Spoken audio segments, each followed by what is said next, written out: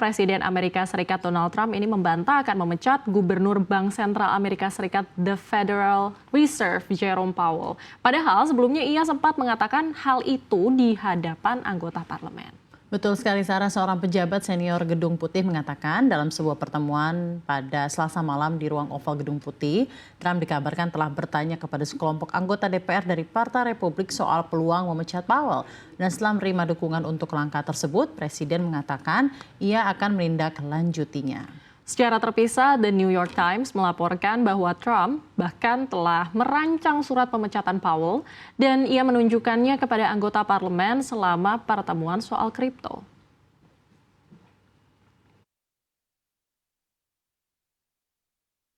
Mr. President, there's lots of reports coming into this meeting that you planned on firing Fed Chair Jay Powell. Markets Is that reacted. right? Those are reports, but they're not true. So what would be useful to know, are you committed to picking someone from the outside? Are you going to interview individuals that are so on the many board people right that now? want that job. I have people that I've known a long time. They're calling me, begging for the job. You know what you need there? A smart person with common sense, but you need a very smart person for that job. I think it's one of the easiest jobs in government. You show up once a month and you make a statement about where the economy is going, and we're going to raise or lower interest rates. It's probably the easiest job I've ever seen. Kabar Trump ingin memecat Powell ini bukan hal yang baru ya Sarah ya, karena sudah lagu lama, karena dari pemerintahannya di periode pertama ini Trump juga udah sangat sentimen banget dan apa-apa dikit tuh kesel gitu sama Powell. Nah ini kayaknya semacam ngambek gitu kali ya, karena mungkin keinginannya tuh tidak terpenuhi. Iya. Kan dia pengen tuh ya suku bunga turun, tapi ternyata Powell belum bisa mengabulkannya. Malah ngambek gitu. Ngambek karena emang Trump nih kayak sepertinya apa-apa harus diturutin Bener. gitu kan ya. Dan itu memang caranya dia untuk menunjukkan bahwa dia nggak setuju gitu dengan regulasi dari Powell. Walaupun terus dia tuh akhirnya membantah juga ingin memecat Powell, padahal sebelumnya udah sering banget mengatakan di depan media bahwa ia akan memecat Powell di hadapan anggota parlemen, udah berkata-berkata yang tidak baik lah tentang Powell ini. Jadi sebenarnya dia tuh ya emang hot and cold-nya cepet banget ya, kayak lupa ingatan apa gimana gitu kan. Atau mungkin bukan dia kali, mungkin kita yang salah dengar atau kita yang salah lihat, karena semuanya hanya imajinasi kita mungkin ya. Tapi ngomong-ngomong soal itu, bukannya untuk mencat seorang gubernur Bank Sentral Amerika Serikat itu kayaknya bukannya suatu hal yang sulit ya?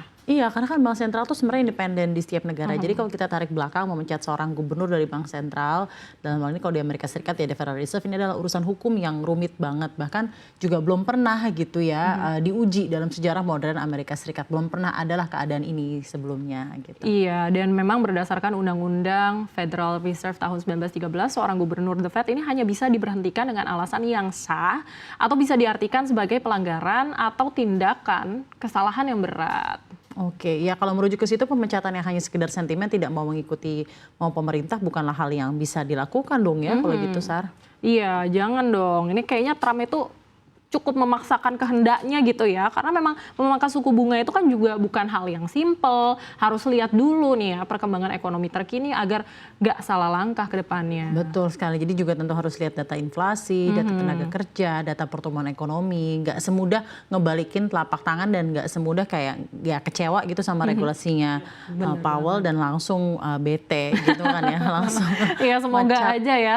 Nanti orang. setelah statement terbaru dari Trump, nggak ada lagi nih kabar-kabar yang beredar terkait Trump versus intrusive thought-nya untuk mecat orang yang mungkin dianggap nggak sejalan gitu sama dia. Ya betul sekali. Kita ke informasi selanjutnya mungkin Sarah, ini dari domestik, pemerintah memastikan akan mengambil alih tanah yang tidak dimanfaatkan selama 2 tahun berturut-turut, termasuk yang sudah bersertifikat resmi. Iya, ketentuan ini diatur dalam PP nomor 20 tahun 2021 tentang penertiban kawasan dan tanah terlantar.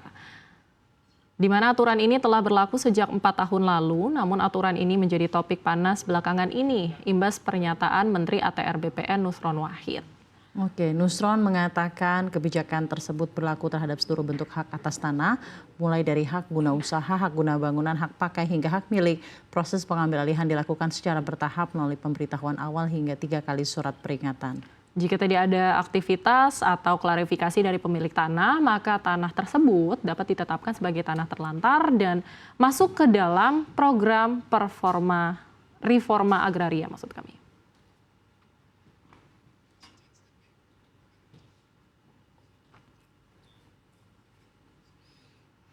Ya, Dek, kayaknya Pak Menteri yang satu ini kayaknya memang hobinya tuh bikin heboh ya. Sebelumnya kan ada soal nyaplok lahan sawit, heboh Iya. deh tuh ya semua pengusaha dan juga petani sawit. Sekarang bikin heboh lagi ya, mau nyaplok tanah masyarakat gitu.